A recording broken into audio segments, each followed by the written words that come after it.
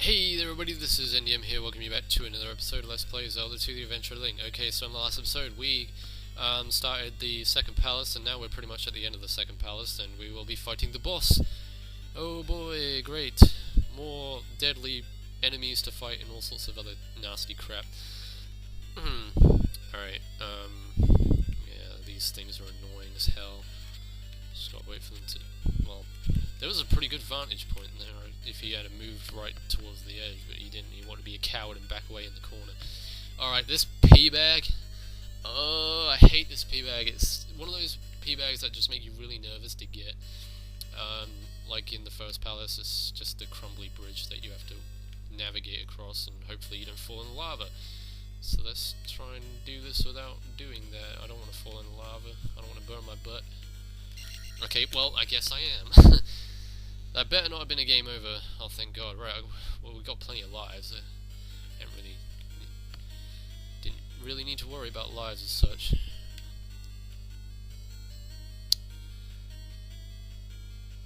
Yeah, we got a long hallway here of enemies. I think, yeah, there's a red iron knuckle here. I did remember there being one towards the end of the dungeon. Alright, so I think beyond this room is where the boss is, and so you needed a key to get through here, and that's the key that we got in the last episode right at the very end of the video. Killing all the Iron Knuckles. I will exterminate the Iron Knuckle race. You shall all bow down before me. Yeah, back out the screen, back out the screen. Get your ass out of here. Alright, let's get the shield on. This boss is, the strategy to this boss is basically the same as Horsehead in the first palace. It's pretty much the same fight, I would say. It's no more difficult than the first boss. And the funny thing about this guy, he's called Fencer. Like, what kind of a name is that? Dude, I looked it up on the Zelda Wikipedia, and it said that's what his name is. Fencer. Can you imagine, like, someone in development headquarters at Nintendo being like, oh, what should we name this boss? And then some random dude is like, we should call him Fencer. And then the director's like, yeah, you know what, that's a brilliant name, I'm gonna name him that. And then that's how the name was conceived, and the boss was named Fencer. And I like the red color scheme of that statue, it looks really cool.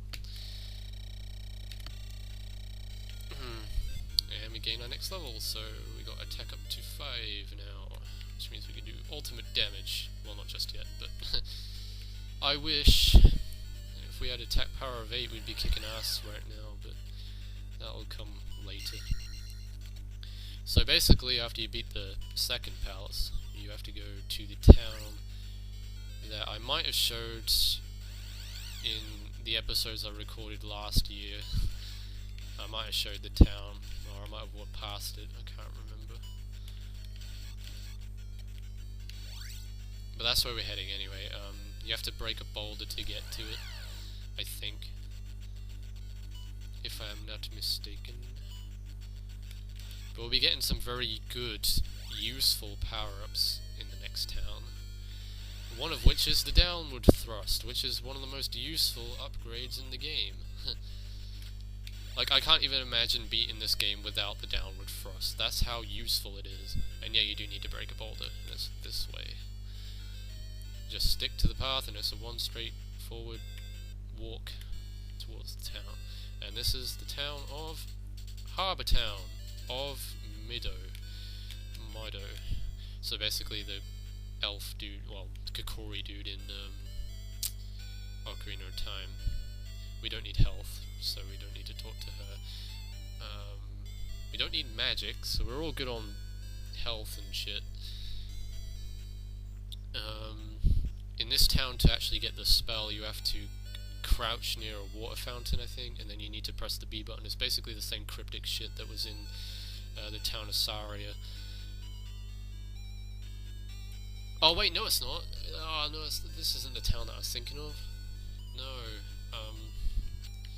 there's a person who's like sick and yeah, needs the water of life that we found in the cave outside the cave that you come through to get to Saria Town from town of... No, wait. Town of Ruto is the one where you get the jump, isn't it? jump spell. Yeah, I think so. You go through that cave and you end up outside the way that takes you to Saria town. Basically that cave, if you remember where it is. Right, got the fairy spell, so... Don't be fooled when you see the word fairy on the spell list, because it doesn't revive you, it turns you into a fairy, which can be very useful to navigate around gaps and stuff that you wouldn't normally be able to navigate across with the jump spell. So basically the fairy spell kind of acts like a jump spell in a way, because it helps you get across things, but it doesn't work in the same way, obviously. Right, so you want to use a jump spell in this town, in this part of the town, and you jump up to the top of the chapel, and you'll find a hidden room up here that will take you to none other than the downward thrust, baby. Hell yeah. Right, let's speak to him. When you jump, press downward to stab. No, I'm not even kidding you, this thing is so much fun to use. You just bounce on enemies. So when you're jumping down like the staircase kind of platforms, you can and if there's like slimes on the platforms, you can just bounce off of them on your way down. Very useful. The upward thrust in this game isn't that useful. You do get an upward thrust, but I don't use it as much as the downward thrust, just because most of the enemies that you fight in this game are on the ground. I did not mean to do that. Right, so with that in hand, we can make our way to the third palace. I think that's where we need to go next. And then I'll probably end off the episode there, I think. We'll make a start on the third palace in the next video. Make sure you have plenty of magic though when you use the fairy spell, because it's probably, I think it's your most costly spell at this point in the game. It costs 40 magic points to cast it. Oh yeah, you're supposed to find a hidden grave, and that'll take you down to this cave right here. So we use the life. No, not. I did not mean to use the life spell. Are you freaking kidding me? That means I gotta go all the way out now and grind for magic. That was a huge waste of time. What the heck? Okay, that was a stupid move.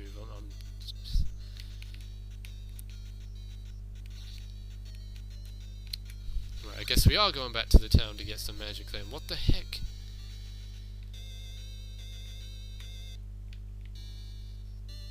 The only reason it does that is because the last spell that you use is the spell that comes up when you open your inventory. So the last one that you used will be the one that is highlighted on.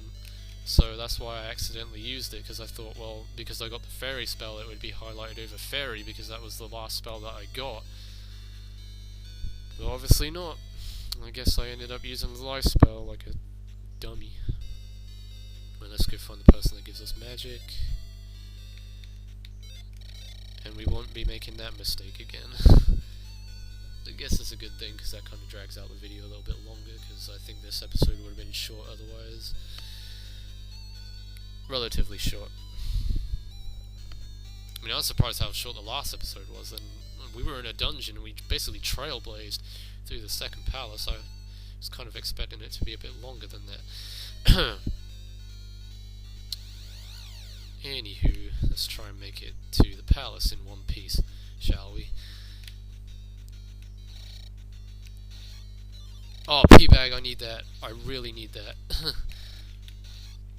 Well, not if I'm losing experience points while I'm trying to get it.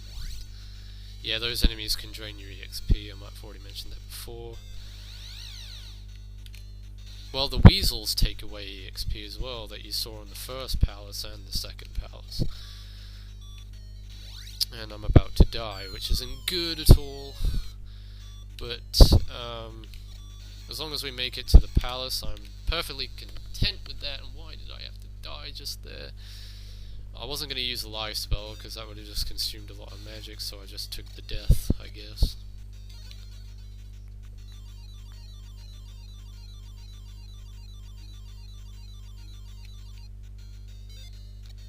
I'm going to use Seriously?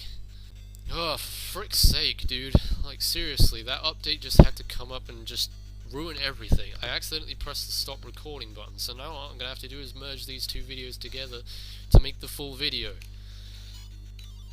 Don't you just love it when you're recording an episode and you just get an update like that appear right in the middle of your screen? Ugh, God damn it. Well, that's not the first time that's happened, and it probably won't be the last. Because it's happened in episodes that I've recorded before. It's like just updates. But I'm one of those kind of people that just don't update straight away. I kind of leave it until I get fed up with it, and then I just do it for the sake of doing it, I guess. But anyway, guys, I'm going to end off the episode here and continue on in the next episode. So in the next episode of Let's Play Zelda 2: The Adventure of Link, we shall be making a start on the 3rd palace already. Didn't we just finish a palace? Anyway, guys, until then, this is NDM saying thanks for watching. Take care, buddy. See you in the next video, and goodbye.